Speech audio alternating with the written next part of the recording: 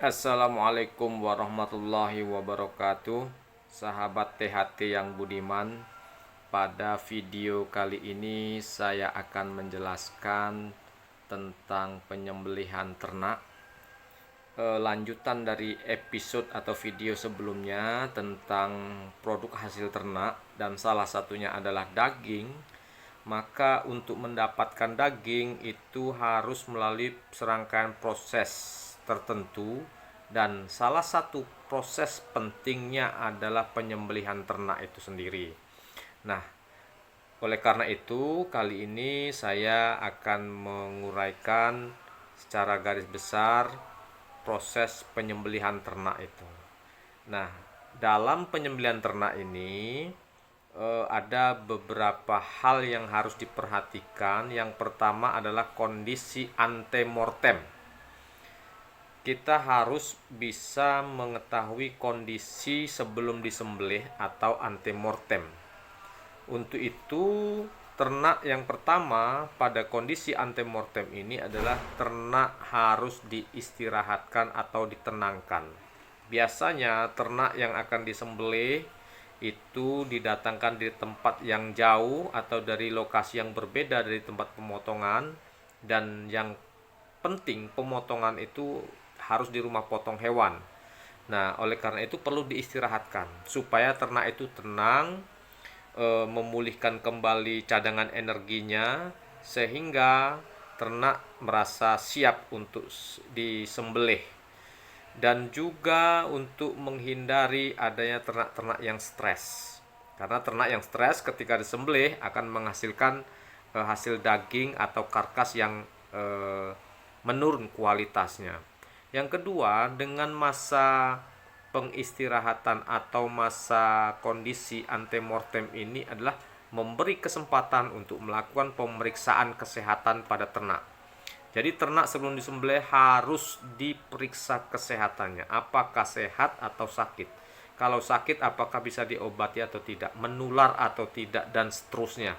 Sehingga perlu penanganan, sehingga kalau ada ternak yang sakit dapat dipisahkan dari ternak yang sehat dan seterusnya.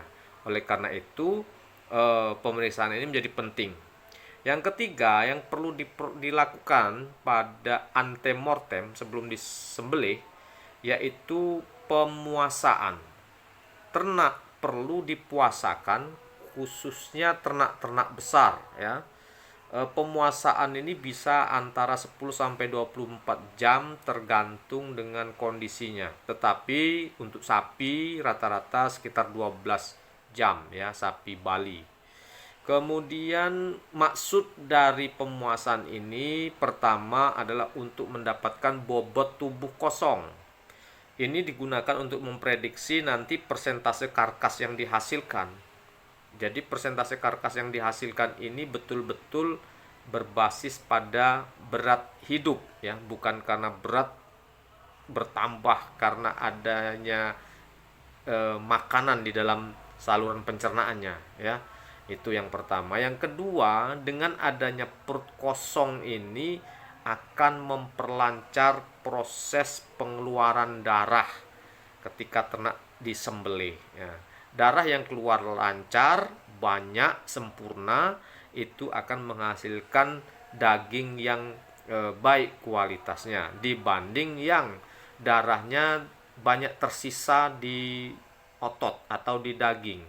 Nah, kalau kondisi yang seperti ini, itu dagingnya akan rendah kualitasnya.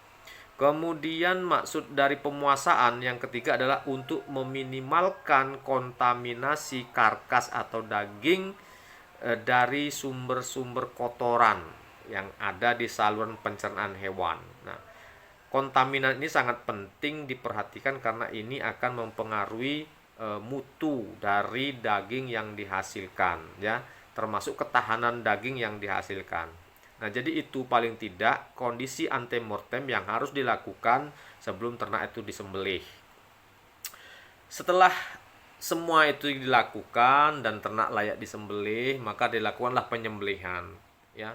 Dan seyogianya menurut ketentuan bahwa penyembelihan itu dilakukan di rumah potong hewan ya, jangan di tempat-tempat yang tidak dilegalkan untuk penyembelihan. Penyembelihan harus di rumah potong hewan ya. Kalau babi memang agak tersendiri, dia ada rumah potong khusus untuk babi, tidak boleh dicampur ya. Ini terkait dengan jaminan halal produk daging di Indonesia. Kemudian syarat ternaknya itu harus ternak yang betina, bukan betina produktif ya. Tidak boleh menyembelih ternak yang betina yang sedang produktif, lagi umur-umur produktif ya. Yang ketiga, bahwa ternak itu kondisinya sehat. Nah, oleh karena itu penting di antemortem tadi melakukan pemeriksaan kesehatan ternak. Nah, ternak yang sehat inilah yang akan disembelih. Nah, kemudian bagaimana penyembelihannya? Saya kira kalau penyembelihan sudah tahu semua, yaitu memotong leher dari hewan ternak itu, tetapi dipastikan bahwa yang terpotong itu paling tidak ada 3 saluran. Yang pertama saluran makanan atau esofagus, kemudian saluran nafas atau trachea, kemudian saluran darah, aorta, dan vena jugularis. Nah, paling tidak 3 itu harus putus dengan segera menggunakan senjata yang tajam ya. Senjata yang sekali hentak bisa memutus 3 saluran tersebut ya. Nah, itu kalau dilakukan secara pemotongan langsung. Kalau pemotongan atau penyembelihan tidak langsung, biasanya diawali dengan proses pemingsanan terlebih dahulu. Ternak, terutama ternak-ternak agresif, ternak besar ya, itu dilakukan pemingsanan baik menggunakan kejut listrik, yaitu di strom dengan voltase atau tegangan tinggi. Kemudian bisa juga menggunakan stunning gun, ya ditembakkan ke bagian kepalanya, otak ya, supaya pingsan. Nah, setelah pingsan baru ternak disembelih. Penyembelihannya sama, memutus paling tidak 3 saluran tadi ya.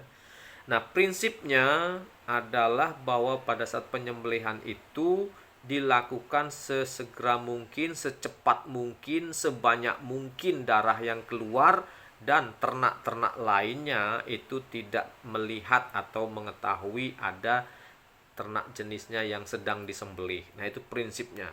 Jadi prinsip kesejahteraan hewan itu tetap berlaku dalam hal ini ya. Salah satunya apa? Yaitu menghindari ternak tersiksa dan menderita serta kesakitan ya. Penyembelihan yang benar itu adalah tidak menyakiti ternak, termasuk bagaimana teknik merobohkan hewan, teknik memegangnya, dan seterusnya. Itu akan bagus, akan terkontrol kalau dilakukan di rumah potong hewan. Kalau ayam di rumah potong ayam atau rumah potong unggas ya. Nah, itu penyembelihan, jadi dikeluarkan darah sebanyak-banyaknya ya. Itu. Nah, kemudian yang berikutnya apa? Yang berikutnya adalah postmortem. Apa itu? Yaitu kondisi setelah mati, yaitu setelah disembelih. Apa yang harus dilakukan? Yang pertama harus menuntaskan darah itu keluar sebanyak-banyaknya. Harus tuntas.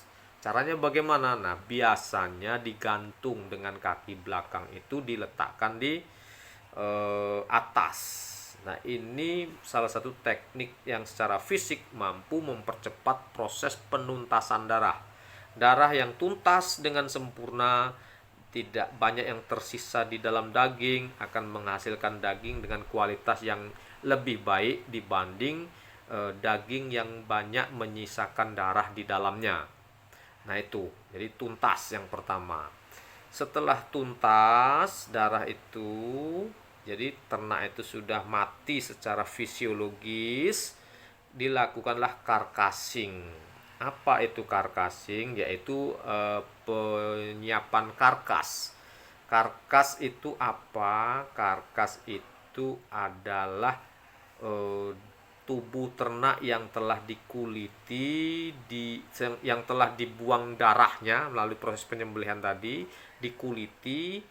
Bagi ternak besar, kalau ayam dibului, dibuang bulunya, kemudian dipotong kakinya dan kepalanya. Kalau untuk babi masih termasuk dengan kaki ya.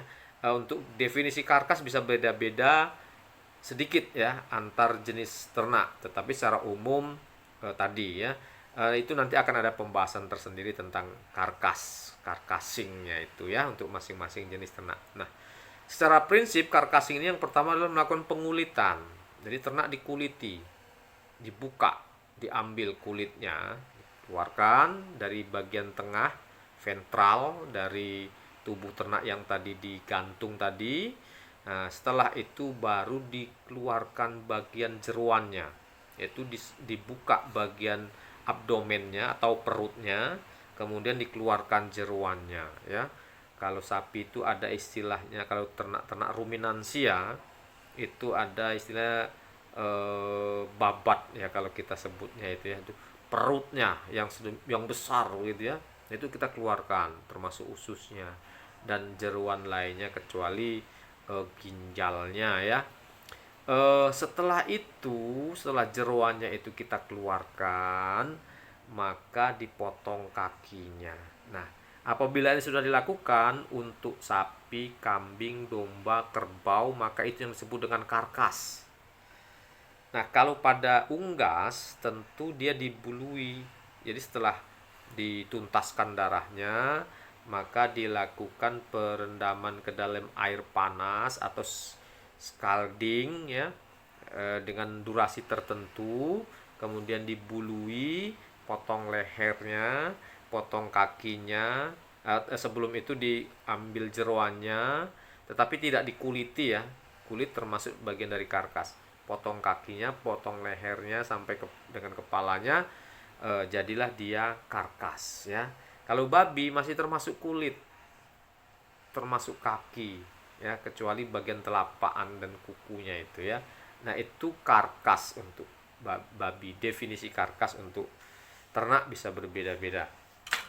Nah, setelah karkasing tadi, tahapan berikutnya adalah dilakukan pemeriksaan daging atau karkas.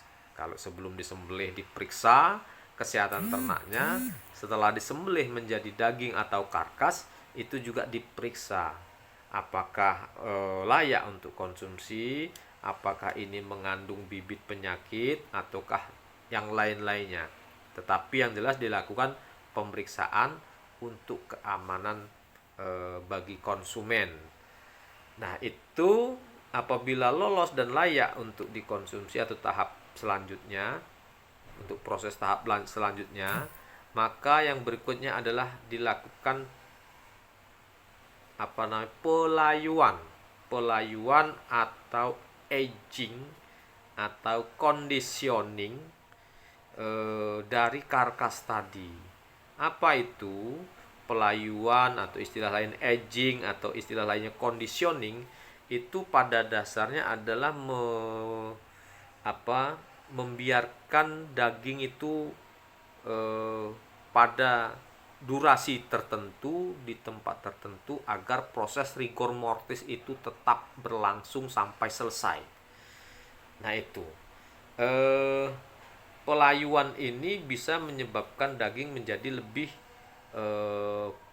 pulen, lebih lentur dibanding ketika belum selesai proses agingnya. Untuk ternak-ternak besar seperti sapi, kerbau itu bisa sampai 24 jam, 36 jam ya, tergantung suhu yang digunakan pada saat aging atau conditioning atau pelayuan. Kalau suhunya semakin tinggi, maka semakin cepat proses pelayuannya. Untuk ternak-ternak kecil apalagi unggas, biasanya proses pembuluan hingga proses penyiapan karkas itu sudah selesai proses rigor mortisnya, sehingga tanpa harus diatur sudah terjadi proses aging itu sendiri. Demikian juga kambing dan domba, biasanya waktunya lebih singkat tetapi tentu lebih lama dibandingkan untuk unggas. Nah, untuk video-video berikutnya akan kita sampaikan tentang aging ini juga. Nah, setelah aging, jadi aging ini manfaatnya apa? Yang pertama menuntaskan proses rigor mortis. Yang kedua agar daging itu menjadi lebih empuk karena proses rigor mortis sudah selesai, atau istilahnya post rigor. Post rigor itu daging atau otot tuh menjadi lebih relaks dibanding ketika rigor mortis. Rigor mortis ini artinya menjadi kaku,